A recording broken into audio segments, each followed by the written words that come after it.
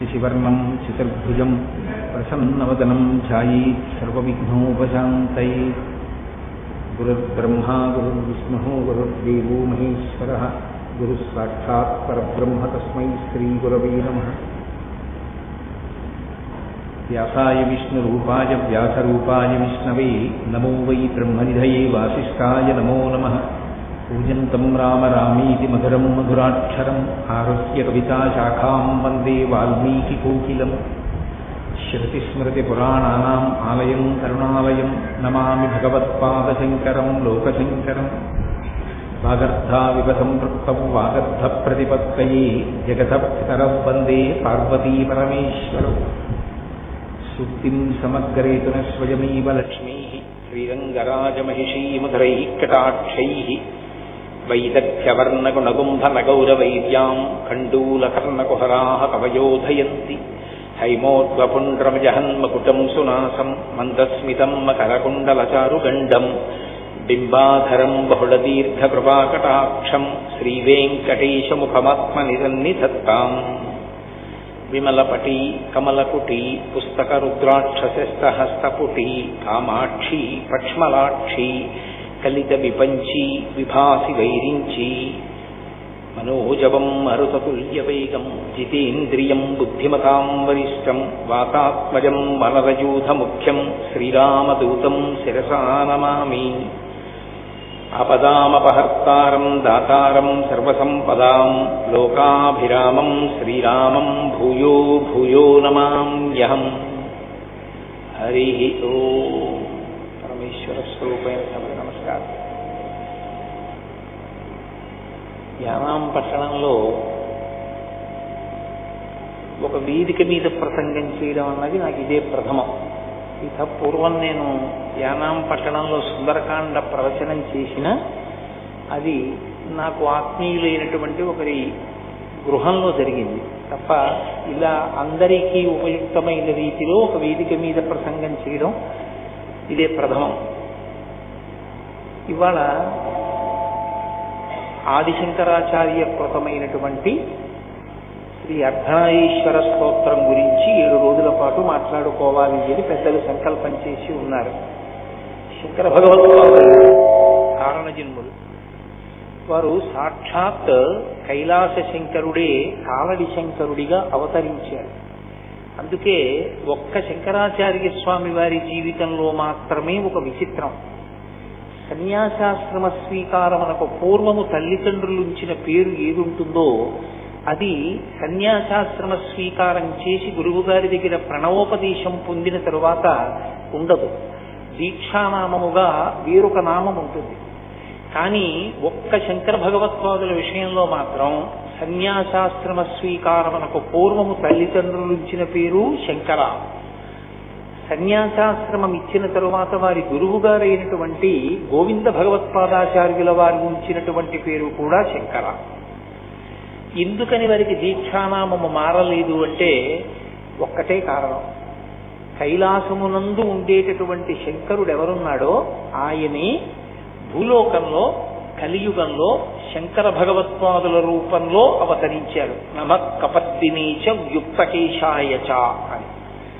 జటాజూటంతో ఉండేటటువంటి పరమేశ్వరుడు వ్యుక్తకేశుడై అంటే ముండిత శిరస్కుడై, శిరస్సు మీద ఏమీ వెంట్రుకలు లేకుండా గుండుతో కూడుకున్నటువంటి వాడై, బాగా అర్థమయ్యేటట్టు చెప్పాలి అంటే ఈ భూమి మీద నడయాడాడు.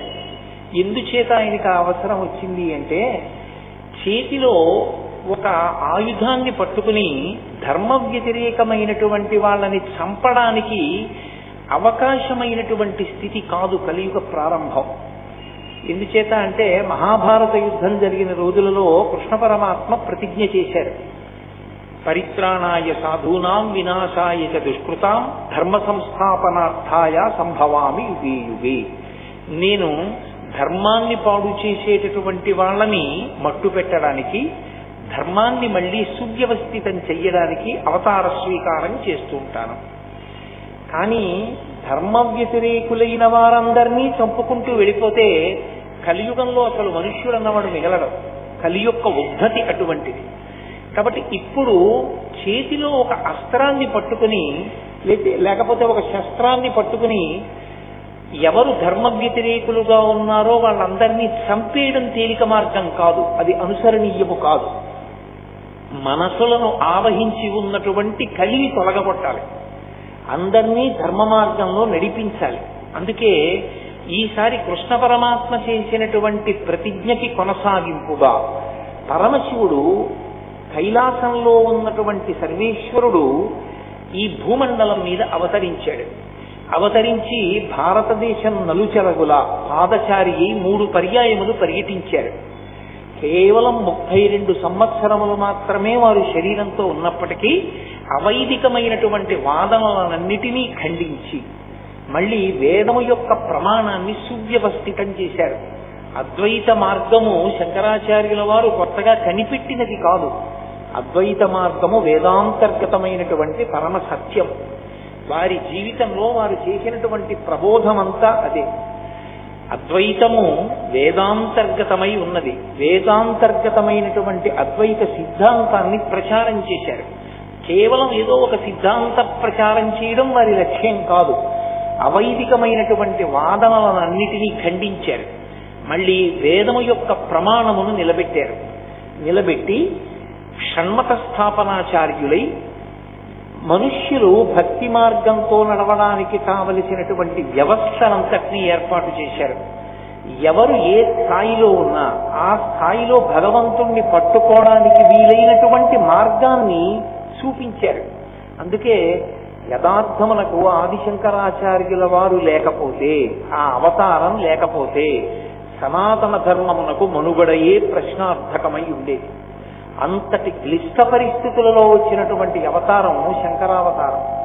మహానుభావుడు వైదిక మార్గాన్ని మళ్లీ సువ్యవస్థితం చెయ్యడమే కాకుండా మళ్లీ అవైదికమైనటువంటి వాదనలు ఈ దేశంలోకి ప్రవేశించి వేద ప్రామాణ్యమును పాడు చెయ్యకూడదని 4 దిక్కులా 4 పీఠములను పెట్టి కాపుదలగా ఉంచారు. తూర్పున జగన్నాథులో గోవర్ధన పీఠము, పడమర ద్వారకలో కాళికాపీఠము, ఉత్తరమున బదరికాశ్రమములో జ్యోతిపీఠము, దక్షిణమున శృంగగిరిలో శారదాపీఠము. 4 పీఠముల నుంచి 4 వేదముల యొక్క ఆమ్నాయమును ఏర్పాటు చేసి అక్కడ పీఠాధిపతుల యొక్క పరంపర కొనసాగేటట్టుగా, ఆ పరంపరలో వచ్చేటటువంటి పీఠాధిపతుల యొక్క ధర్మ ప్రచారము చేత వేదము ప్రమాణముగా ఉన్నటువంటి సనాతనమైనటువంటి ధర్మమునకు ఏ విధమైన వైక్లభ్యమూ కలగకుండా అది కొనసాగింపు పొందేటట్టుగా చక్కటి వ్యవస్థని ఏర్పాటు చేసినటువంటి మహాపురుషులు, జగద్గురువులు ఆదిశంకర భగవత్పాదులు. అటువంటి శంకరులు ప్రస్థానత్రయానికి భాష్యం ఇచ్చారు. ప్రస్థానత్రయము అంటే భగవద్గీత, బ్రహ్మసూత్రములు, ఉపనిషత్తులు. ఈ 3టికి భాష్య గ్రంథాలను ఇచ్చారు. అంత పెద్దవాటికి భాష్య గ్రంథాలు చదువుకోలేరేమో అన్న వారి కోసం తరువాతి స్థాయిలో అందుకోవడానికి వీలుగా భగవత్ సంబంధమైనటువంటి భక్తి జ్ఞానములను ఏర్పాటు చేసుకుని వైరాగ్యమును పొందడానికి వీలుగా శివానంద లహరి, సౌందర్య లహరి వంటి గ్రంథములను రచించి లోకానికి అందించారు. శంకరాచార్యుల వారు ఈ దేశానికి చేసినటువంటి మహోపకారం ఏమిటంటే, అందరు దేవతల మీద వారు వివిధ వృత్తములలో స్తోత్రములను రచన చేశారు. కొన్ని భుజంగ స్తోత్రములు. వారు స్పృశించని దేవతా స్వరూపం లేదు. సుబ్రహ్మణ్యేశ్వర స్వామి వారు, గణపతి, పార్వతీ పరమేశ్వరులు, శ్రీకృష్ణ పరమాత్మ, లక్ష్మీదేవి, శ్రీ మహావిష్ణువు, మీనాక్షి, పంచరత్నాలు. వారు స్పృశించినటువంటి దైవం లేదు. అందరు దైవాల మీద వారు స్తోత్రాలు ఇచ్చారు. స్తోత్రాలు ఇవ్వడం ఒక ఎత్తైతే ఏ స్తోత్రంలోనూ కూడా వారు నేను చేస్తున్నాను ఈ స్తోత్రాన్ని అన్న భావన వచ్చేటట్టుగా వారు చెయ్యలేదు శ్లోకాలు. మీరు సంగీతంలో త్యాగరాజస్వామి వారి యొక్క కృతులను చూస్తే త్యాగరాజస్వామి కీర్తనలలో త్యాగరాజనుత ఉంటుంది, ముద్ర అంటారు దాన్ని. త్యాగరాజనుత అంటే అదో ముద్ర. అంటే ఇది త్యాగరాజస్వామి వారి కీర్తన. మీరు త్యాగరాజనుత అని కీర్తన చేస్తే త్యాగరాజు చేత పొగడబడినవాడా అని అర్థం వస్తుంది. శంకరాచార్యుల వారు జగద్గురువుగా ఈ దేశానికి చేసిన మహోపకారం ఏమిటంటే, ఎక్కడెక్కడ లోకానికి ప్రయోజనం కలగాలని వారు స్తోత్రాన్ని అందించారో అక్కడక్కడ వారు 2 మాటలను ప్రయోగించారు. నహ మాం సంస్కృతంలో ఈ రెండు మాటలకి ఒక ప్రత్యేకమైనటువంటి స్థాయి. మాం అంటే నన్ను, నహ మమ్ములను. ఎందుకు ఆ మాటలు వేశారంటే అది శంకరాచార్య కృతమై శంకరాచార్యుల వారు ఆ స్తోత్రం వలన లబ్ధి పొందడం ఆయన యొక్క ఉద్దేశ్యం కాదు. రేపటి రోజున ఈ స్తోత్రాన్ని ఎవడు చదువుకుంటాడో వాడు భగవంతుడి ముందు కూర్చుని ఆ స్తోత్రం చదివితే, లేదా భగవంతుణ్ణి ధ్యానించి ఆ శ్లోకాన్ని చదివితే మాం అన్నప్పుడు ఆరక్షణ వాడికి కలగాలి, నహ అన్నప్పుడు ఆరక్షణ వారికి కలగాలి. అందుకే వారు స్తోత్ర రచన చేసి ఫలితాన్ని మనకి కట్టబెట్టారు. ఇది ఒక తండ్రి కొడుకు కొరకు ఎలా ఏర్పాటు చేస్తాడో అలా మన కొరకు కాలంలో ఎన్ని సంవత్సరములు దాటిపోనివ్వండి, ఎన్ని దశాబ్దములు శతాబ్దములు గడిచిపోనివ్వండి, మళ్ళీ మనం సక్రమంగా దేవతలని ఆరాధన చెయ్యడంలో స్తోత్రాన్ని చెప్పగలమో చెప్పలేమోనని మన కొరకు శంకర భగవత్పాదులు అత్యద్భుతమైనటువంటి స్తోత్రములను అందించారు. ఆ స్తోత్రములకి ఒక ప్రత్యేకత ఉంటుంది. ఏమా ప్రత్యేకత అంటే ఒక్కొక్క స్తోత్రం ఒక్కొక్క ఆశ్రమంలో ఉన్న వాళ్ళకి ఎక్కువ ప్రయోజనాన్ని కల్పించేదిగా ఉంటుంది. జిజ్ఞాసులు ఉంటారు, అంటే అసలు భగవంతుడి గురించి తెలుసుకోవాలి, అసలు గురువు అంటే ఎవరు తెలుసుకోవాలి, తల్లి అంటే ఎవరు, తండ్రి అంటే ఎవరు, పాపం అంటే ఏమిటి, పుణ్యం అంటే ఏమిటి, లేకపోతే సాధన అన్న మాటకు అర్థం ఏమిటి, దైవము అని ఎవరిని పిలవాలి, ఇవి తెలుసుకోవాలి అనుకున్న జిజ్ఞాసుల కొరకు మనకు అద్భుతమైనటువంటి స్తోత్రాన్ని ఇచ్చారు. దాన్ని ప్రశ్నోత్తరమాలిక అంటారు. ప్రశ్న ఎవరో వేయలేదు శంకరాచార్యులు వారిని. సాధకుని యొక్క స్థాయిలోకి ఆయన కిందకొచ్చి అయోమయావస్థలో ఉన్నటువంటి సాధకుడు జిజ్ఞాసు అయి తెలుసుకోవాలనుకున్నప్పుడు ఎటువంటి ప్రశ్నలు వేస్తాడో ఆ ప్రశ్నలు ఆయనే వేశారు. జగద్గురు స్థాయిలో కూర్చుని అయోమయావస్థకి గురి కావలసిన అవసరం లేకుండా చాలా తేలికైన మాటలతో లఘువైన సమాధానాలతో జవాబులు ఇచ్చారు. ఇచ్చి దానికి ఆయన ఇంకొక పేరు పెట్టలేదు. శంకరులు ఎప్పుడు ఎక్కడ ఏ పేరు పెట్టినా, ఏ పేరుతో పిలిచినా దానికి ఒక ప్రాధాన్యత ఉంటుంది. శంకర వాంగ్మయమునందున్నటువంటి అద్భుతం అది. ఆయన దానికి ప్రశ్నోత్తర మాలిక అని పేరు పెట్టారు. మాలికకి ప్రయోజనం ఏమిటంటే ధరించడం. ధరించి వాసన చూసి పక్కన పెట్టినా ధరించి ఉన్నట్టే లెక్కలోకి వస్తుంది. నాకు ఇప్పుడు ఈ మాల పట్టుకొచ్చారు. ఈ మాల ప్రయోజనమేమి నా మెడలో వేయడమే. నా మెడలో వేసిన తరువాత నేను వాసన చూసి పక్కన పెడితే అది నేను స్వీకరించినట్టే, నేను అనుభవించినట్టే ఆ మాలని. అది మెడలో వేయబడుతుంది కాబట్టి దానికి మాల అని పేరు. ఆయన అన్నారు ప్రశ్నోత్తర మాలిక అంటే ఇది నువ్వు చదివి వదిలిపెట్టేది కాదు, ఇది నీ మెడలో ఉండాలి. మెడలో అంటే కంఠమునకు తగులుతుంది, కంఠగతమై ఉండాలి. ఇది నీకు ఎప్పుడూ ధారణలో ఉండాలి. ధారణలో ఉంటే గురువెవరు? వెంటనే శంకరుడు ఏం చెప్పారో జ్ఞాపకం వస్తుంది. ఓ గురువు గారంటే ఇది. అమ్మ ఎవరు? వెంటనే గుర్తొస్తుంది, ఓ శంకరుడు ఇలా చెప్పారు. కాబట్టి దానికి ఆయన ప్రశ్నోత్తర మాలిక అని పేరు పెట్టారు. ఇప్పుడు ఆ ప్రశ్నోత్తర మాలిక రోజు చదువుకుంటే ఏమవుతుందండి అని అడిగారు అనుకోండి. ప్రశ్నోత్తర మాలిక రోజు చదువుకుని ప్రశ్నోత్తర మాలికకి వ్యాఖ్యానం వింటే జిజ్ఞాసుకి స్పష్టమైన అవగాహన కలుగుతుంది. అయోమయమంతా పోతుంది.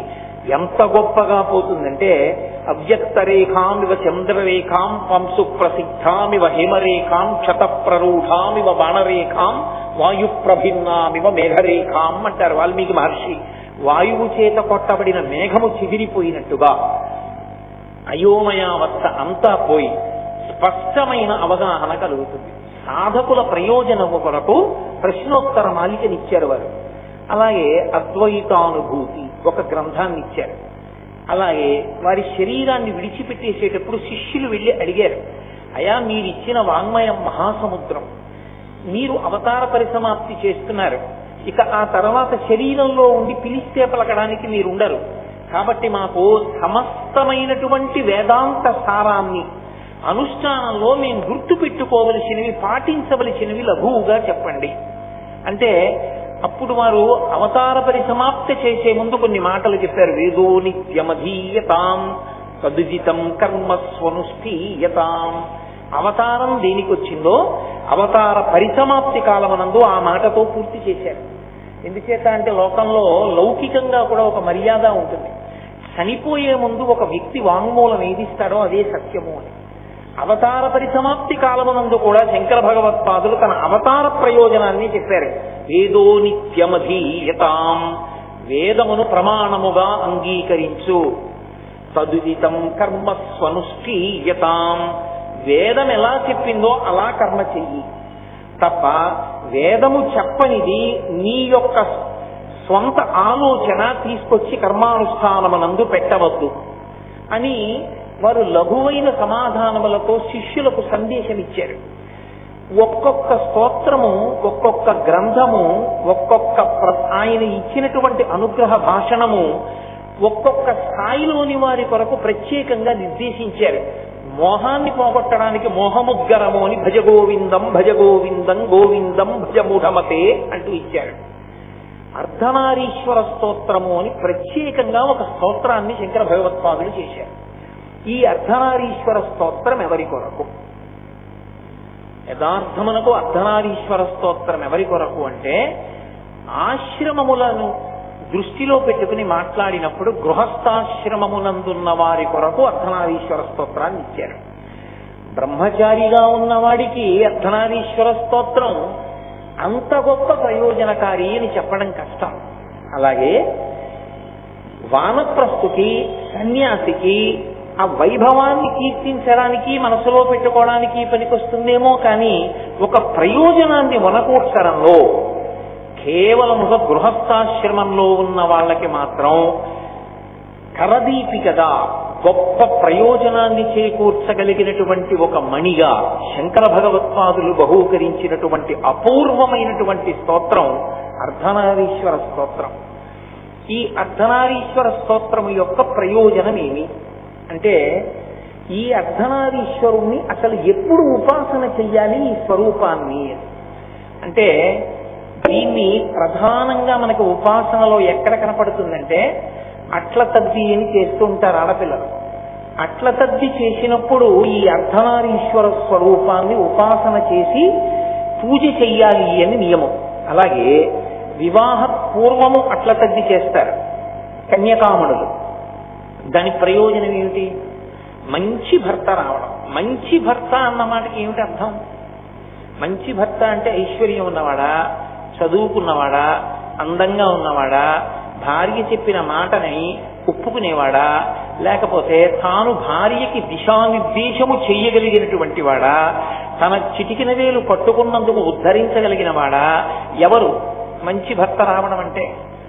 మంచి భర్త వచ్చుట అన్న మాటకి యథార్థమైన అర్థమేమి అంటే, అన్యోన్యతతో జీవనము సాగి దాంపత్యమునకు ప్రయోజనములు ఏవి అని శాస్త్రము నిర్దేశించినదో ఆ ప్రయోజనములను సిద్ధింపచేయగలిగిన సమర్థుడైన పురుషుడు భర్తగా లభించ. ఎందుకంటే తస్మాత్ శాస్త్రం ప్రమాణంతే కార్యాకార్య వ్యవస్థితం. శాస్త్రము ప్రమాణము తప్ప నేను చెప్తే ప్రమాణం కాదు, వేరొకరు చెప్తే ప్రమాణం కాదు. శాస్త్రాన్ని చెప్తే శాస్త్రం ఒక్కటే ప్రమాణం. శాస్త్రమును దృష్టిలో పెట్టుకుని శాస్త్రీయమైన ప్రయోజనమును జీవితమునకు సిద్ధింపజేయగలిగినటువంటి సమర్థత కలిగిన పురుషుడెవరో వాడు భర్తగా రావాలి. అటువంటి భర్త ఉచ్చుట కొరకు అట్లతద్దినాడు చేసేటటువంటి ఉపాసనలో ఉండేటటువంటి మూర్తి అర్ధనారీశ్వర స్వరూపమే. అలాగే వివాహానంతరము కూడా మళ్ళీ ఇదే నోము చేస్తారు, అదే అట్లతద్ది నోము చేస్తారు. కొన్నాళ్ళు చేసి ఉద్యాపన చేస్తారు వివాహితులు కూడా. మరి వివాహమైపోయిన తర్వాత కూడా అట్లతద్దికి ప్రయోజనం ఏమిటి? భర్తతో అన్యోన్యతయే, అన్యోన్యమైన దాంపత్యము కొరకే ఈ వ్రతాన్ని చేస్తారు. చేసి అప్పుడు కూడా అర్ధనారీశ్వర స్వరూపాన్ని స్తోత్రం చేస్తారు. అసలు యథార్థంగా మాట్లాడాలంటే శ్రీకాళహస్తి వంటి పరమపావనమైన క్షేత్రంలో, శ్రీశైల క్షేత్రంలో యథార్థమునకు ఉన్నటువంటి స్వరూపము అర్ధనారీశ్వర స్వరూపమే. అందుకే నడిచే దేవుడిని పేర్గాంచినటువంటి మహాపురుషులు, కంచికామకోటి పీఠాధిపత్యం వహించినటువంటి మహాస్వామి చంద్రశేఖరేంద్ర సరస్వతి మహాస్వామి వారు శ్రీకాళహస్తి క్షేత్ర దర్శనానికి వెళ్ళారు. ఒకప్పుడు వెళ్ళి వారు ఒక మాట చెప్పారు. వారు ఒక్కసారి క్షేత్రం వంక చూస్తే ఆ క్షేత్ర వైభవాన్ని చెప్పగలిగేవారు. ఆయన అన్నారు, ఈ క్షేత్రము అప్రదక్షిణంతో కూడుకున్న క్షేత్రం. అందుకే రాజగోపురంలోంచి మీరు లోపలికి వెళ్ళినప్పుడు ప్రదక్షిణంగా వెళ్ళరు. కుడి భుజం వైపుకి ఉండదు దేవాలయం, ఎడం భుజం వైపుకి దేవాలయం ఉండేటట్టుగా పాతాళ గణపతి దగ్గర నుంచి వెడతారు. అప్రదక్షిణంగా లోపలికి వెడుతున్నాము అంటే రాహుకేతు పూజలు ఫలించేటటువంటి క్షేత్రము ఈ క్షేత్రమే. అందుకే దాని వ్యవస్థయే అప్రదక్షిణంగా వెళ్ళేటట్టు ఉంది. ఇక్కడ స్థలవృక్షం మహాబిల్వం. ఈ శ్రీకాళహస్తి క్షేత్రంలో అర్ధనారీశ్వర స్వరూపము అధిష్టానమై ఉన్నది. ఎక్కడో ఉంది ఆ స్వరూపం అన్నారు. తర్వాత ఆ స్వరూపం సువర్ణముఖరీ నది ఎందు ప్రకాశించింది. అక్కడ తవ్వుతున్నప్పుడు ఇప్పటికీ అక్కడ దేవాలయం ఉంది. కాబట్టి శ్రీకాళహస్తి క్షేత్రమునందు అర్ధనారీశ్వర స్వరూపం, శ్రీశైల క్షేత్రమునందు కూడా జ్యోతిర్లింగం ఒకచోట, భ్రమరాంబాదేవి ఒకచోట ఉన్నప్పటికీ అది అర్ధనారీశ్వర స్వరూపంతోనే ఉంటుంది. అందుకే ఇప్పటికీ శ్రీశైల క్షేత్రంలో సుప్రభాత పఠనం చేసి ప్రపత్తి చేసేటప్పుడు భ్రమరాంబ సహిత మల్లికార్జునుణ్ణి అర్ధనారీశ్వర స్వరూపంగానే స్తవం చేస్తారు. సోమోత్తంశ రామార్థభాగ శ్రీశైలాగ్రే కలసి వసతి విశ్వరక్షాధురీణ ఏణం పాణౌ సరసి తరుణోల్లాసమేణాంకఖండం పార్శ్వే వామే వపుషి తరుణీ ద్రక్షుకారుణ్యలీలాం భూతిం పాలే స్మితమభిముఖే గాంగమం భక్తపద్దే బిభ్రత్రేమ్నా భువనమఖిలం శ్రీగిరీశస్తపాయాత్. శ్రీగిరీశస్తపాయాత్, ఓ శ్రీగిరి, ఈ శ్రీశైల క్షేత్రమునందుండేటటువంటి మల్లికార్జునుడా నీ స్వరూపం ఏమిటో తెలుసా? ఏణం పాణౌ, జింక పిల్లని చేత్తో పట్టుకుంటాడు. ఏణం పాణౌ సరసి తరుణోల్లాసమేణాంక ఖండం పార్శ్వే వామే వపుషి తరుణీ. వపుషి అంటే శరీరం. శరీరము యొక్క వామార్ధ భాగమునందు పార్వతీదేవిని, ఎడమ భాగమునందు ఉంచుకున్నటువంటి ఓ పరమేశ్వరుడా నీకు నమస్కారము. సోమోత్తంస పరిషదామీష జీవాతురీష పాశచ్ఛేత్తాపదయుగజుషాం పుల్లమల్లీ వికాస ధ్యేయో దేవ ప్రకటితవధూరూపవామాత్మభాగ శ్రీశైలాగ్రే కలసి వసతి విశ్వరక్షాధురీణ అని ఇంకో శ్లోకం. ఓ విశ్వరక్షాధురీనుడైనటువంటి మల్లికార్జునుడా, నీ వామభాగమునందు అర్ధనారీశ్వరుడవై పార్వతీదేవి శోభిస్తోంది. ఈ రెండు క్షేత్రములు అర్ధనారీశ్వర స్వరూపములకు సంబంధించిన క్షేత్రములే. అటువంటి అర్ధనారీశ్వర స్తవాన్ని శంకర భగవత్పాదులు ప్రత్యేకంగా గృహస్థాశ్రమంలో ఉన్న వాళ్ల కొరకే ఇచ్చారు. ఈ గృహస్థాశ్రమంలో ఉన్న వాళ్ల కొరకు సన్యాసాశ్రమంలో ఉన్న శంకరాచార్యుల వారికి ఇవ్వవలసినంత అగత్యమేమి? వారు జగద్గురువులు.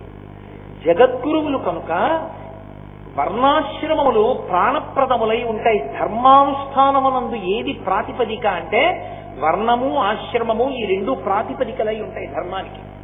ధర్మము అంటే పట్టుకుని ఆచరించవలసినది. క్రియసేవా జనైరితి ధర్మం. తెలుసుకోవడం పూర్వాంగం, అనుష్ఠించడం ఉత్తరాంగం. తదనంతరం దాన్ని అనుష్ఠించాలి తెలుసుకుని. సంధ్యావందనం చెయ్యాలి. ఎవరు చెయ్యాలి సంధ్యావందనం? అప్పుడు వర్ణాశ్రమములు ఈ రెండు వస్తాయి. సన్యాసికి సంధ్యావందనం లేదు, గృహస్థుకి సంధ్యావందనం ఉంది, బ్రహ్మచారికి సంధ్యావందనం ఉంది. ఎవరు సంధ్యావందనం చేయడానికి అర్హత ఉన్నవాడు? ఎవడికి యజ్ఞోపవీతం ఉందో వాడు సంధ్యావందనం చెయ్యాలి. వాడు సంధ్యావందనం చెయ్యకుండా తిరగడానికి వీల్లేదు. ఏదైనా పక్కన పెట్టి సంధ్యావందనమే ముందు చెయ్యాలి. కాబట్టి ఇప్పుడు ఒక్కొక్క వర్ణాశ్రమమును ఆధారంగా చేసుకుని ధర్మం వచ్చింది. ఇప్పుడు ఆ ధర్మాన్ని పట్టుకుని తరిస్తూ ఉంటాడు. గృహస్థాశ్రమము ధర్మమునకు అలవాలము. గృహస్థాశ్రమము పరమపావనమైనటువంటి ఆశ్రమం. ఎందుకు అసలు గృహస్థాశ్రమము, బ్రహ్మచర్యము, వానప్రస్థము, సన్యాసము అని 4 కింద ఆశ్రమాలను విడగొట్టాలి?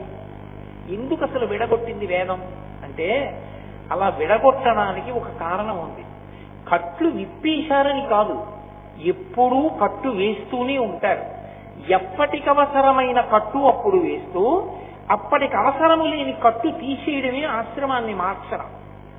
మీరు చూడండి, పట్టికెళ్లేవాడు మొట్టమొదట తాటితో గట్టిగా కడతాడు అనుకుంటాడు. మోతాలతో పెట్టి నొక్కి కట్టినప్పుడు చాలా గట్టిగా కట్టేశాను, ఈ పత్తి బెసకదనుకుంటాడు.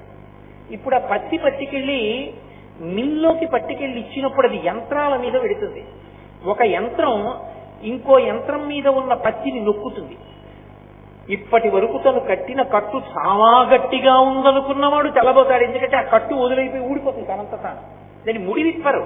ఎంత గట్టిగా నొక్కేస్తుందంటే పత్తి దగ్గరైపోయి కట్టు వదిలైపోతుంది తనంత తాను. ఇప్పుడు వదిలైపోయిందని ఆ కట్టుని విక్కిరించడానికి కాదు యంత్రం నొక్కింది. ఇప్పుడు యంత్రం మళ్ళీ ఒక ఇనప రేకుని తీసుకుని మళ్ళీ గట్టిగా తను ముడేస్తుంది. ఇప్పుడు అది మనిషి వేసిన కట్టు కన్నా ఈ కట్టు గట్టిగా ఉంటుంది. ఎందుకు వేశారు కట్టు ఎందుకు మార్చారు అంటే తను వేసిన కట్టు కదిలిపోయే కట్టు.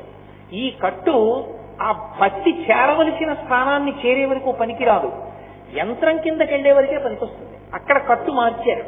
దాని వలన పత్తి ఎక్కడికి చేరాలో అక్కడికి ఎక్కడా మధ్యలో ముద్ద పడిపోకుండా వెళ్ళిపోయింది. అలాగే ఈ శరీరం అపురూపం, ఈ సాధనం అపురూపం. ఇది దొరకమంటే దొరికేది కాదు. మనుష్య శరీరం లభించడమే అదృష్టం. అందుకే 84 లక్షల జీవరాశులలో అత్యద్భుతమైన జన్మ ఏది అంటే మనుష్య జన్మయే. మనుష్యత్వం, ముముక్షత్వం, మహాపురుష సమాశ్రయ. ఈ మూడు దొరకమంటే దొరికేవి కావు అంటారు శంకరాచార్యుల వారి వివేక చూడామణిలో. ఎందువల్ల గొప్పదైంది అంటే దీనితో ధర్మానుష్ఠానము చేయవచ్చు. మిగిలినటువంటి శరీరములు ధర్మానుష్ఠానములకు పనికిరావు. వాటికి ఉన్నది ఒకటే ధర్మం, జంతు ధర్మం. దీనికి ధర్మానుష్ఠానములకు ఇది పనికొస్తుంది. ఇది భగవన్నామమును చెప్పడానికి పనికొస్తుంది. మిగిలిన ఏ ఉపాధి కూడా ఇక భగవన్నామమును చెప్పడానికి పనికిరాదు. ఎన్ని లక్షల ప్రాణులు ఉండనివ్వండి, రామా రామా రామా అనవే అన్నారనుకోండి, అది అనలేదు. దీనితో ఇది జర్జరీభూతమైపోయినా రామా రామా రామా అని ఈ శరీరం అనగలదు. దీనికి ఒక్కదానికే స్వరపేటిక పెట్టి పరమేశ్వరుడు ఏదైనా ఉచ్చరించగలిగినటువంటి శక్తినిచ్చాడు. దాన్ని సక్రమంగా ఉపయోగించుకుంటే భగవంతుణ్ణి చేరుతాడు. దాన్ని దుర్వినియోగం చేసుకుంటే మళ్ళీ హీనోపాధుల్లోకి వెళ్ళిపోతాడు. అటువంటి ఉత్కృష్టమైన మనుష్య జన్మలో మొట్టమొదటిది బ్రహ్మచర్యం. బ్రహ్మచర్యమునందు శాస్త్రాన్ని అధ్యయనం చేస్తాడు. ఇది జీవిత పర్యంతము పనికొచ్చేటటువంటి శాస్త్రమునకు ప్రాతిపదికగా గురువు గారి దగ్గర కూర్చుని శాస్త్రాన్ని అధ్యయనం చేసి ప్రతిరోజు సమిధాదానము అని అగ్నిహోత్రంలో సమిధ సమర్పణం చేస్తాడు. కొంతకాలం అయిపోయింది బ్రహ్మచర్యం. ఇప్పుడు శరీరము లోపల ఉన్నటువంటి మనసుకి ఒక లక్షణం ఉంటుంది. అది కాలమునందు శరీరమునందు పొటమరించేటటువంటి వికారం. ఋషులు అంత జాగ్రత్తగా దాన్ని లెక్క పెట్టారు. మీరు దాన్ని అంత పవిత్రంగా అర్థం చేసుకోవలసి ఉంటుంది. అణిచి పెడితే ప్రమాదం వస్తుంది కామాన్ని. ఒక వయసు దాటేటప్పటికీ శరీరమునందు కామము పొటమరిస్తుంది, మనసు కామభావన పొందుతుంది. ఇప్పుడు కామభావన పొందిన మనసుని మీరు బలవంతంగా నిగ్రహించారనుకోండి, కాలు కింద త్రాచుపావుని పెట్టుకుంటే ఎలా ఉంటుందో అలా ఉంటుంది. ఒకడు త్రాచుపావుని కాలు కింద పెట్టుకున్నాడు, ఇప్పుడు అదేం చేయదు. కాబట్టి తల దగ్గర నొక్కి పెట్టి కూర్చున్నాడు. ఎంతసేపు భద్రంగా ఉంటాడు? కాలు అలా ఉన్నంతసేపే. పొరపాటున ఇలా అన్నాడో చనిపోయాడని లెక్కే. కాలు కిందున్న త్రాచుపాము తాత్కాలికంగా తల ఉంచినా ఎప్పుడు కాలు తీస్తాడు కాటేద్దామని చూసినట్లే ఇంద్రియములు కాట్లు వేయడానికి సిద్ధంగా ఉంటాయి. అందుకే వ్యాస భగవానుడు దేవి భాగవతం చేస్తూ ఒక మాట అంటాడు, ఇంద్రియాని బలిష్టాని ననియుక్తాని మానద అపక్వస్య ప్రకుర్వంతి వికారాం స్థామనేకచ అంటాడు. ఇంద్రియములు బలిష్టములు, అవి కాట్లు వేస్తాయి. మనసు అంత తొందరగా లొంగదు. లోకములన్నీయున్ గెలిచినాడ ఇంద్రియానీకము చిత్తమున్ గెలువనేరవు నిన్ను నిబద్దు చేయు భీషణ శత్రురాపుర ప్రభిన్నుల చేసిన ప్రాణికోటిలో నీకు విరోధి లేడొకడు నిర్పున సూడుము ధనవేశ్వర అంటాడు ప్రహ్లాదుడు హిరణ్యకశిపుడితో భాగవతంలో. మనసుని ఇంద్రియాల్ని గెలవడం అంత తేలిక విషయం కాదు. కాబట్టి ఋషులు ఏం చేశారంటే ఒక అద్భుతమైనటువంటి ప్రక్రియ ఏర్పాటు చేశారు. కామమును ధర్మంతో ముడివేసేశారు. అందుకే వివాహం చేసినప్పుడు సంకల్పం ఏమి అంటే ధర్మ ప్రజాపత్యర్థం, ధార్మికమైన సంతానము కొరకు.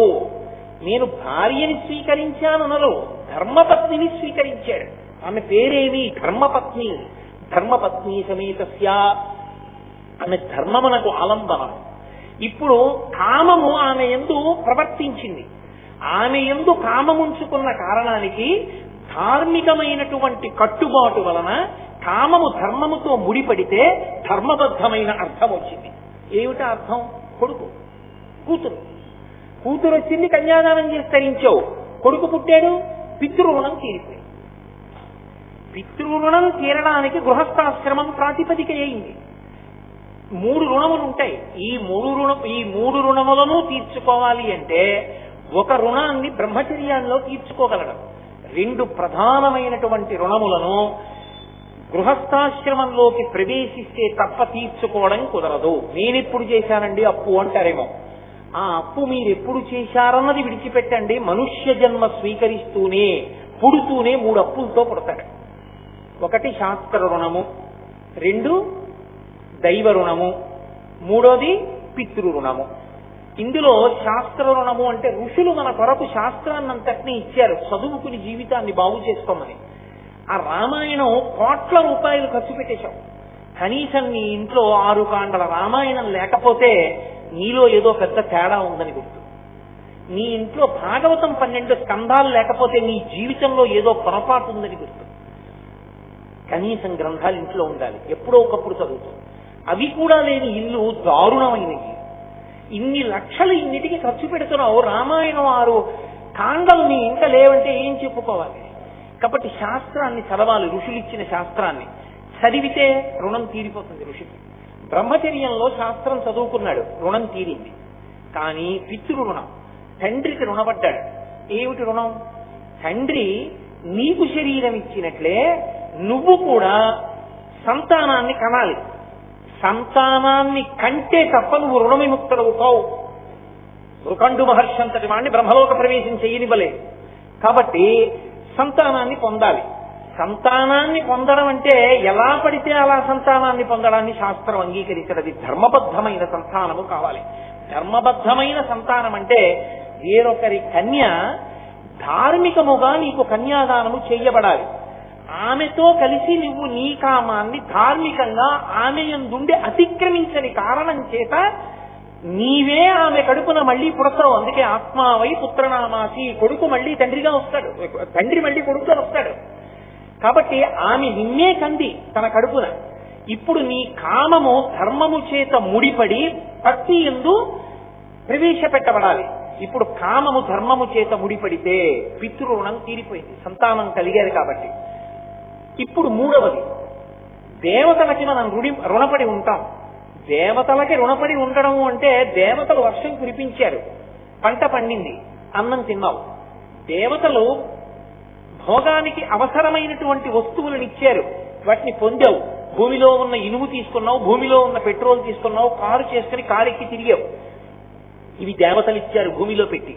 నువ్వు తయారు చేయలేదు పెట్రోల్, లోపల ఉంది కాబట్టి క్రూడ్ ఆయిల్ నువ్వు దాన్ని పెట్రోల్ గా శుద్ధి చేశావు. ఇప్పుడు దేవతలకు రుణపడ్డావు. ఈ రుణపడినటువంటి రుణాన్ని తీర్చుకోవాలి అంటే యజ్ఞమో యాగమో చేసి నువ్వు హవిస్సు అగ్నిహోత్రుడి యొక్క ముఖంగా దేవతలకి సమర్పణం చెయ్యాలి. ఇప్పుడు యజ్ఞము కానీ యాగము కానీ చెయ్యాలి అంటే అధికారం ఏమి? ఎడమ భుజం మీద ఉత్తరీయం ఉండాలి. ఎడం భుజం మీద ఉత్తరీయం వేసుకునే అధికారం ఎవరిది అంటే భార్య బ్రతికున్నవాడికి. భార్య పక్కన లేకపోతే ఆయనకి యజ్ఞాధికారము లేదు. యజ్ఞాధికారమును పొందుట కొరకు భార్యని స్వీకరించాడు. అందుకే తలంబ్రాలు పోసుకునేటప్పుడు ఈ మంత్రాలే చెప్తారు. నాకు ఐశ్వర్యము కలుగుగాక, దాని వలన నేను యజ్ఞయాగాది క్రతువులను చేయుదునుగాక. ఇప్పుడు ఈమె పక్కన ఉన్నది కాబట్టి యజ్ఞం చేశాడు ధర్మపత్ని సమేతస్య అని. ఈమె లేదు, ఎంత డబ్బున్నా తను యజ్ఞం చేయడానికి అధికారి కాడు. తన కడుపున పుట్టిన తన కుమార్తెని కన్యాదానం చేయడానికి కూడా అధికారం కాదు. కాబట్టి ఇప్పుడు ధర్మపత్నిని స్వీకరిస్తే ఆమెతో కలిసి యజ్ఞయాగాది క్రతువులు చేసి దేవతలతో ఉన్నటువంటి రుణాన్ని పోగొట్టుకుంటాడు. ఇప్పుడు ఈ రుణాలు పోతే ఊర్ధ్వలోక ప్రాప్తికి అవకాశం ఇస్తారు. అథవా ఈశ్వరానుగ్రహం చేత భక్తి వైరాగ్యముతో కలిసి జ్ఞానముగా పండి మోక్షమునకు అధికారి అవుతాడు. అయితే ఇది అందరికీ వర్తిస్తుందా అంటే కారణజన్ములైన వారి విషయంలో వర్తించదు. అందుకే వారు గృహస్థాశ్రమం తీసుకోకుండా సన్యాసానికి కడతారు. శంకరాచార్యులు వారు వెళ్ళదా? అలా ఉంటుంది. కొంతమంది మహాపురుషులు ఈ కోవలోకి రారు. కానీ అందరూ మహాపురుషులు మాత్రం కాదు. కాబట్టి సాధారణంగా ఈ కట్టులోనే పెడతారు. అందుకని బ్రహ్మచర్యంలో ఉన్న కట్టు ఒక వయసు వచ్చిన తర్వాత ఇక పనికిరాదు. పత్తికి తనువేసిన కట్టు పూర్తిగా పనికిరానట్టు. అందుకని ఈ కట్టు వదిలిచి కొత్త కట్టేస్తారు. అప్పటి వరకు చెవికి ఆభరణములు ఉండవు, ఇప్పుడు పెట్టుకుంటాడు. ఇంతకుముందు కంటికి కాటుక పెట్టుకోడు, ఇప్పుడు పెట్టుకుంటాడు. ఇంతకుముందు పూలదండ వేసుకోలేదు, ఇప్పుడు వేసుకుంటాడు స్నాతకోత్సవం అయిన తర్వాత. ఇంతకుముందు తాంబూలం వేసుకోలేదు, ఇప్పుడు భార్యతో కలిసి భార్య ఇచ్చిన తాంబూలం వేసుకుంటాడు. అంటే ఏ భోగములను వేదము అనుమతించి నువ్వు అనుభవించవచ్చని చెప్పిందో వాటిని ధర్మంతో ముడిపడి అనుభవిస్తాడు తప్ప యథేచ్ఛగా భోగం అనుభవించడం అన్నది ఈ దేశమునందు లేదు. ఈ దేశమునందు దేనికైనా ఆలంబన అనేది అంటే ధర్మమే. ఏది ధర్మమో వేదం చెప్పాలి, మీరు నేను చెప్తే కాదు. వేదము ప్రమాణము. వేదము ఏది ధర్మం అని చెప్పిందో దాన్నే అనుష్ఠించవలసి ఉంటుంది. కాబట్టి గృహస్థాశ్రమము అత్యంత ముఖ్యమైన ఆశ్రమమై కూర్చుంది. ఇప్పుడు 2 రుణాలు దాంట్లో తీరుతున్నాయి. పైగా ఈ 2 ఆశ్రమాల్లో ఉన్న వాళ్ళు గృహస్థు మీద బతుకుతారు. బ్రహ్మచారి తనొందుకు తినకూడదు. బ్రహ్మచారి గృహస్థు ఇంటి ముందుకొచ్చి భవతి భిక్షాం దేహి అంటాడు. బ్రహ్మచారికి గృహస్థు అన్నం పెడతాడు. సన్యాసి ఆయన దానం పుచ్చుకోకూడదు, ఒంటుకుని పెట్టుకోకూడదు, రేపటికని దాచకూడదు. ఆకలేస్తే అదో రోగం అనుకోవాలి. దగ్గు వచ్చింది అనుకోండి, తగ్గేవరకే మంది చేసుకుంటాం, ఉండిపోయింది కదా సీసాలోని పోషిస్తోంది నోట్లో. ఆకలేస్తే కడుపులో ఆకలి మంట చల్లారే వరకు మాత్రమే తినాలి, రుచి కోరకూడదు. ఎక్కడికి వస్తాడు? గృహస్థు ఇంటి ముందుకొచ్చి భవతి భిక్షాం దేహి అంటాడు. గృహస్థు అన్నం పెడతాడు. కాబట్టి ఇటు బ్రహ్మచారి కానీ అటు సన్యాసి కానీ గృహస్థు మీద ఆధారపడి ఉన్నారు. 4 ఆశ్రమములలో 2 ఆశ్రమములు మూడవదైన గృహస్థాశ్రమం మీద ఆధారపడి పరిడవిల్లుతున్నాయి. అంత పరమ పవిత్రమైన ఆశ్రమము గృహస్థాశ్రమము. పైగా గృహస్థాశ్రమం కోటలో కూర్చుని యుద్ధం చేయడం లాంటిది. ఇక్కడ వేదము అనుమతించిన సుఖములను అనుభవిస్తాడు. అనుమతింపబడిన సుఖములను అనుభవించి ఇదొక సుఖమా అని వైరాగ్యాన్ని పొందుతాడు.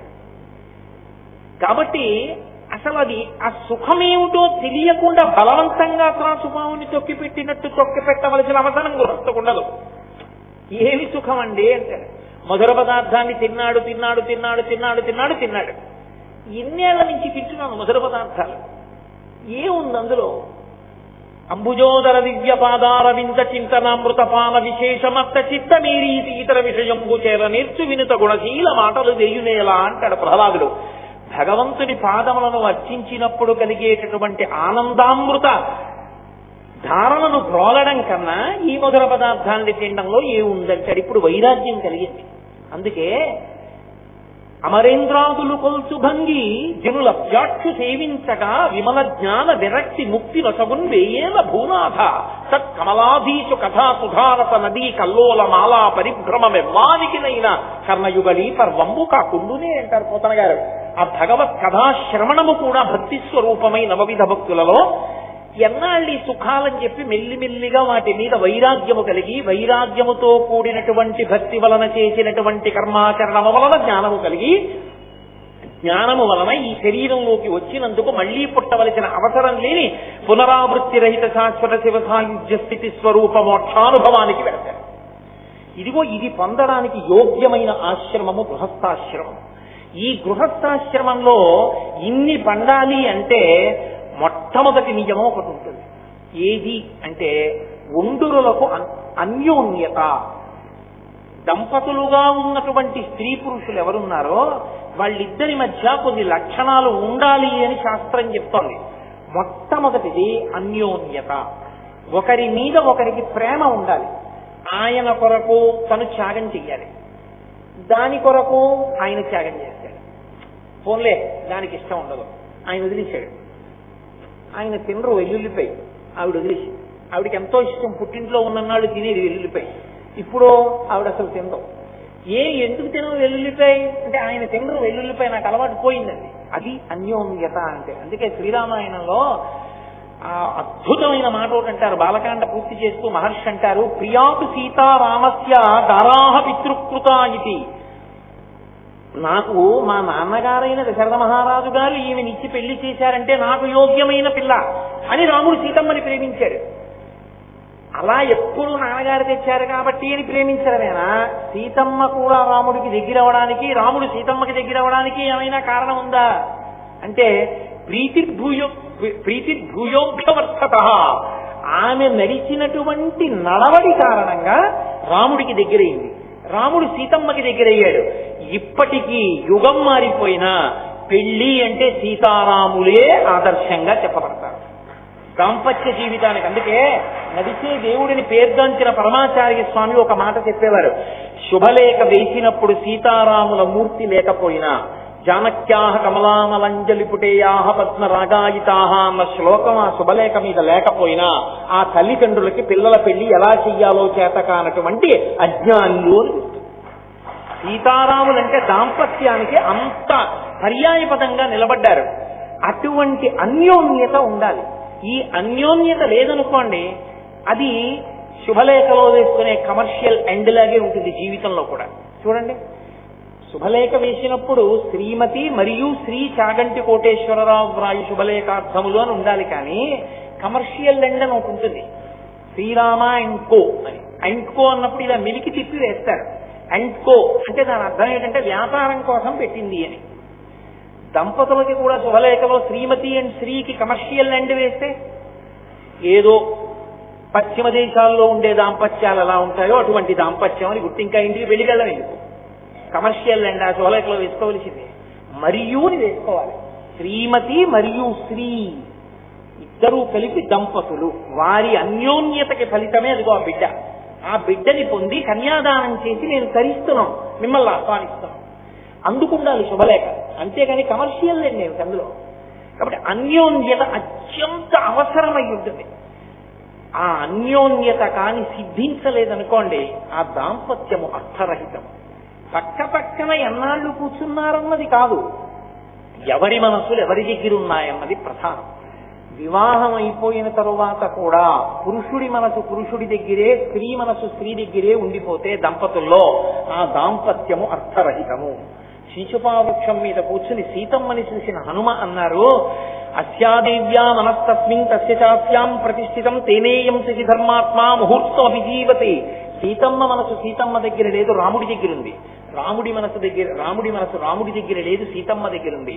ఇద్దరి మనసులు వేరొకరి చేతుల్లోకి వెళ్ళాయి కాబట్టి వీళ్ళిద్దరూ ఇంత గొప్ప దంపతులు అయ్యారు. శారీరకంగా విడివిడి ఉన్నా మానసికంగా వీళ్ళు కలిసే ఉన్నారు, వీళ్ళు దంపతులంటే అన్నారు. కాబట్టి ఆ అన్యోన్యత మనోకోణముగా ఆవిష్కరింపబడాలి.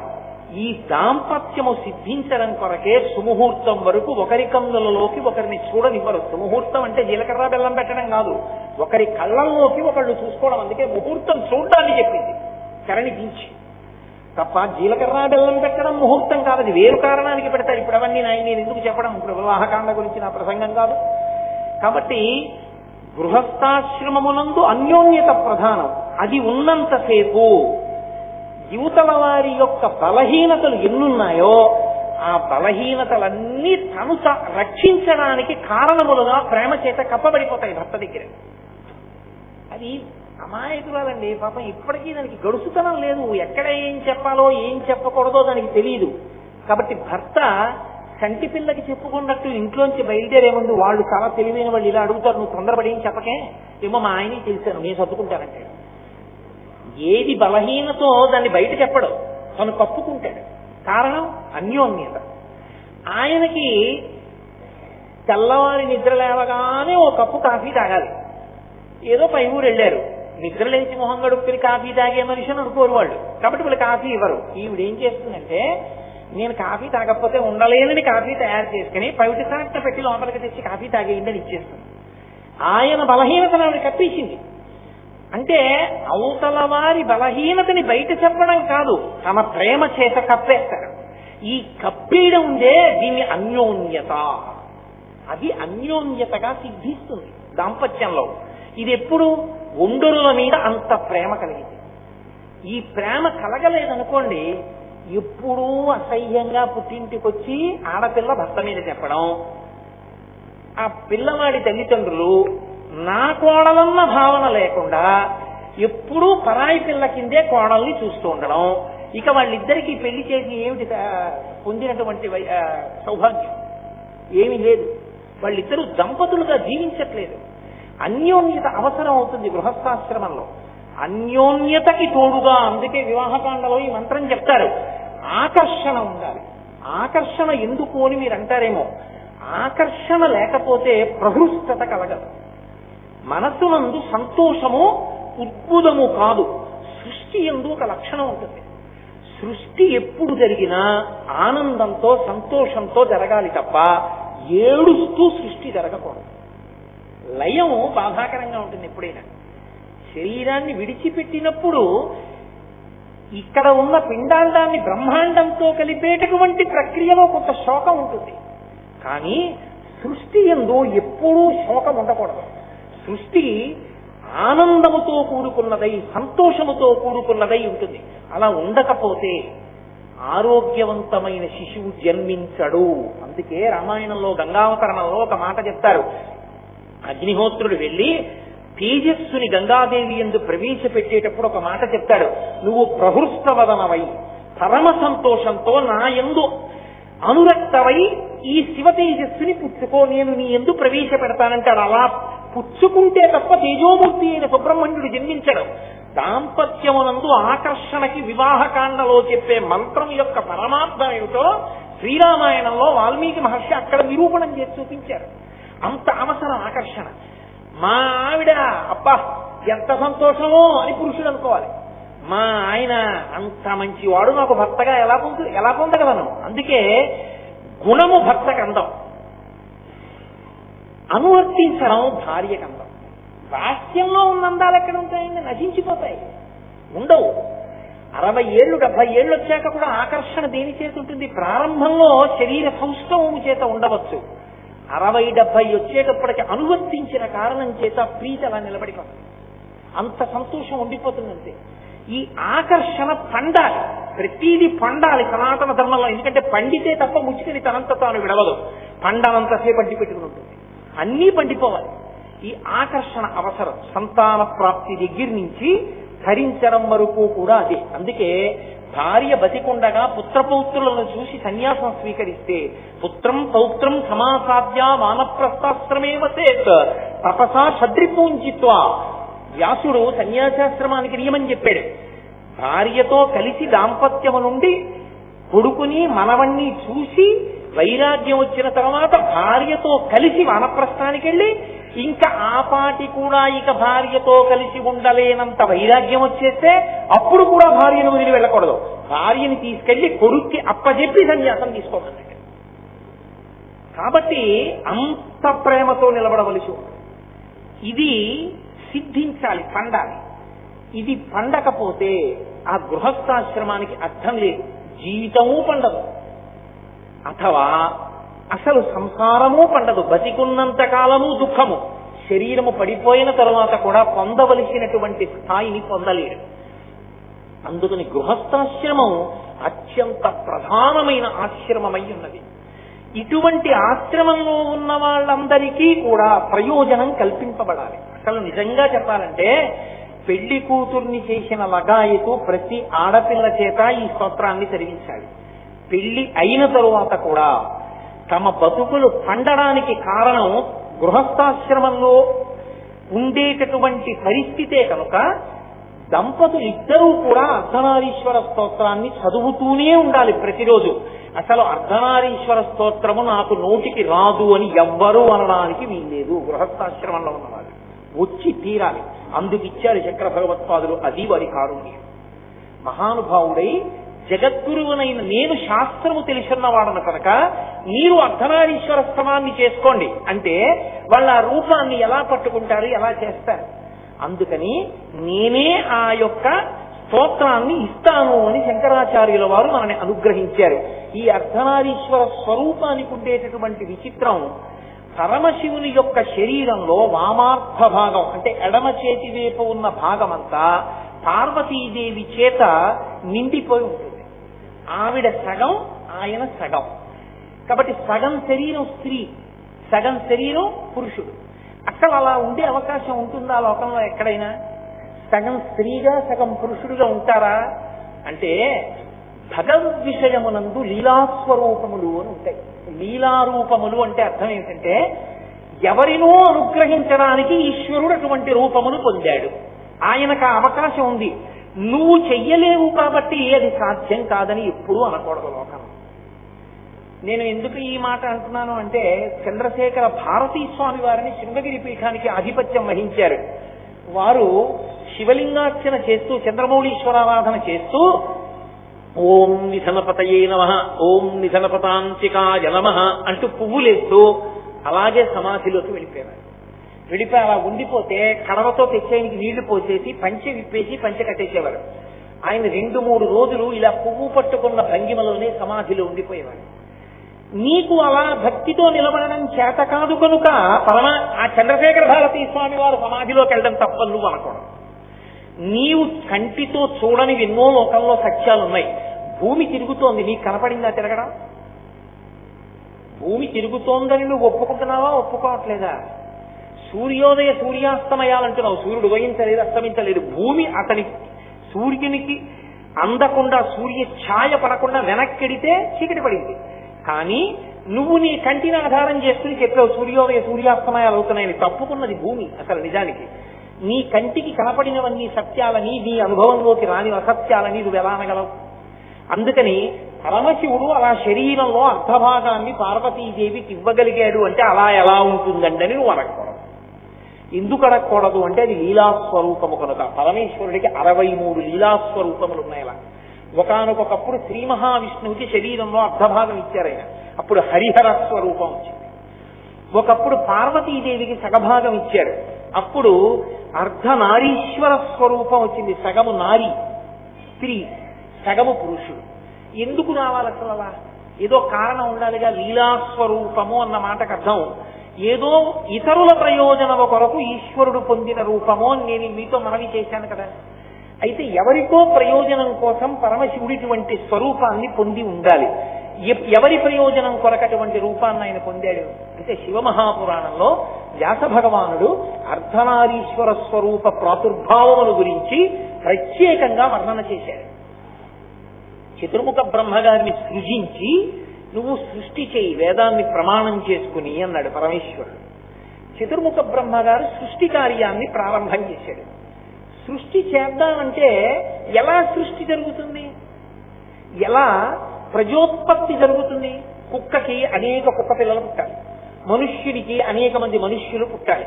ఎలా, ఎందుకు సంభవం అవుతుంది? ఇది బ్రహ్మగారికి అర్థం కాలేదు. 4 తలకాయలు పట్టుకుని అప్పటికి 5 తలకాయలు పట్టుకుని ఇది నా వల్ల జరిగే పని కాదని మళ్ళీ ఆదిదేవుడైనటువంటి పరమశివుడి దగ్గరికి వెళ్ళాడు. అయ్యా, సృష్టి ఎలా జరుగుతుంది లోకంలో? సృష్టి జరగడానికి అసలు హేతుభూతమైనటువంటి మార్గం ఏది?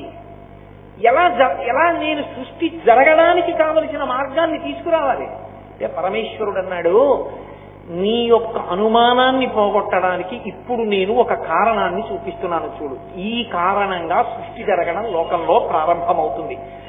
ఇప్పటి వరకు ఒకే శరీరంతో ఉన్నటువంటి ప్రాణులు అవయవములందు కించిత్ మార్పు చేత స్త్రీ పురుష విభాగమును పొందుతాయి. ఎలా పొందుతాయంటారేమో, మొట్టమొదటి ఆ విభాగాన్ని నా శరీరంలో చూపిస్తున్నాను చూడని తన దేహమునందు సగాన్ని స్త్రీ రూపంగా చూపించి సగాన్ని పురుష రూపంగా చూపించాడు. తన శక్తినే అమ్మవారు అని పిలుస్తాం మనం. పరమేశ్వర శక్తికి శాస్త్రంలో అమ్మవారిని పేరు. ఆదిశక్తి, పరదేవత, పరాశక్తి అంటుంటాం. ఇప్పుడు ఆమెయే అమ్మవారే అంటే ఆయన శక్తియే ఆయన అర్ధాంగిగా సగంగా మారిపోయి స్త్రీ స్వరూపాన్ని పొందింది. మిగిలినది పురుష స్వరూపమైంది. ఇప్పుడు వీరిద్దరికీ ఒండురులకు మొదటి ఆకర్షణ కలిగింది. అప్పటికి మన్మధుడు లేడు. అదే పరమశివుడు పార్వతీదేవితో చెప్తాడు, మన్మధుడు బాణం ఇస్తే ఎందుకు కాల్చానో తెలుసా పార్వతి? నేనేదో కోపంతో కాల్చలేదు. మనిద్దరి మధ్య ఉండేటటువంటి ఆకర్షణ లోక ప్రయోజనము కొరకు ఆకర్షణ. అటువంటి ఆకర్షణతో మొదట ఉన్న మనిద్దరి మీద మళ్లీ ఆకర్షణ కొరకు బాణం వేయడం అనేటటువంటిది హద్దు మీరడం మన్మధుడు. ఆయన అధికారం ఏపాటిది నా మీద బాణం వేయడానికి? అందుకు కాల్చాను, మార్గం తప్పాడు కాబట్టి అన్నాడు. కాబట్టి మన్మధుడు కారణం కాదు వారిద్దరి ఆకర్షణకి. అలా ఆకర్షణ దేనికి కలిగింది అంటే బ్రహ్మగారి కోరిక తీర్చి లోకంలో సృష్టి జరగాలి. సృష్టి ఎందుకు జరగాలండి అని మీరు నన్ను అడగచ్చు.